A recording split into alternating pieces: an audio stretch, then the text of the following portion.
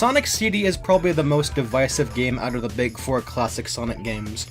For a time you would see many people sing the tune of it being the best Sonic game, as is, initially being an exclusive to an add-on nobody bought.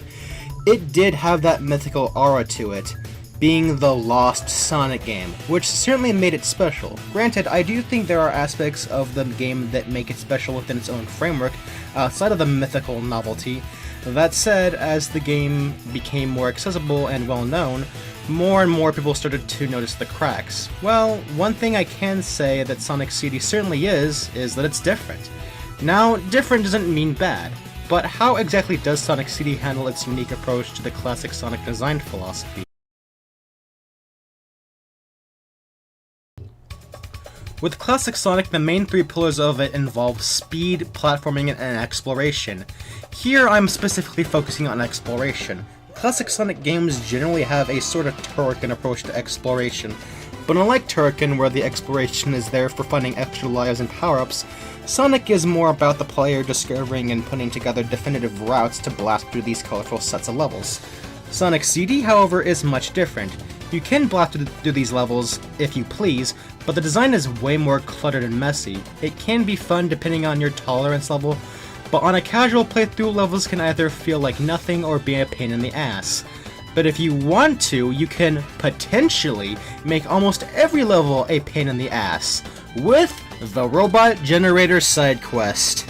Now, I do admittedly enjoy a bit of this. Conceptually, it is a cool idea to go back in time and do something that affects the future, and the quest you take on to find the generators can add a fun layer to the platforming. But at the end of the day, it's not very well executed when taking into account certain fundamental flawed designs. For one, you have the act of time traveling. Now, locating the past science isn't an issue. What is an issue is building up the speed to actually do it. It's honestly a bit of a chore to execute in a lot of circumstances, and it forces the level design to be more cluttered than it should, with it trying to find specific spots to build up speed. Once you make it to the past, you then have the task of finding the robot generator.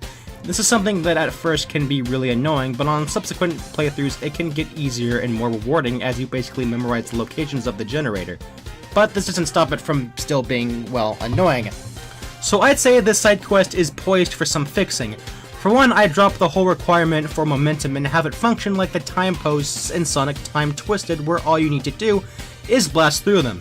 This not only makes time travel less annoying, but also gets rid of the need for levels having clustered designs in order to have specific spots needed for speed. As far as tracking down the generators go, I'd include several item boxes that contain a radar in them. When you get the radar, it functions like the radar in the Knuckles levels of Sonic Adventure, helping you track down the generators. I made it an item you can choose to add so the players who already memorize the locations can have that option to find them on their own, but it's there for those who don't want to just be aimlessly looking around the level. In general, I think these are quality of life improvements that could very well make this side quest way more fun. But then there's the issue of the time stones. Now, in the regular Sonic CD experience, they serve as a nice alternative to the generator side quest. But with my revised Sonic CD, I feel like their function would get in the way of what I'm trying to do here. So rather than them making the entirety of all futures good, I changed it to where they'd give you the ability to travel to either the past or the future at any time without the need of the time posts. And finally, I would also like to include some extrinsic rewards for doing these. Now, on a casual run, you'd simply end the game with Metallic Madness and the standard final boss. But if you were to get either the time stones or all the generators, there would be an extra final level with an additional final boss.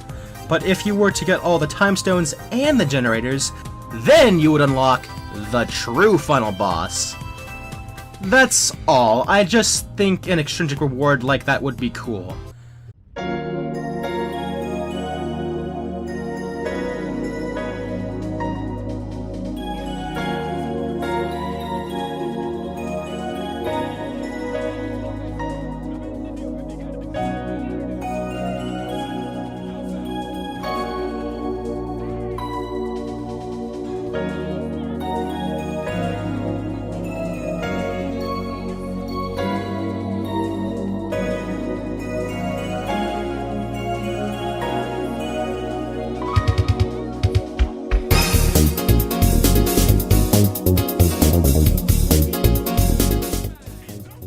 that's how I'd revise Sonic CD. At the end of the day, this is all hypothetical. Like my ideas? Or do you have better ones of your own?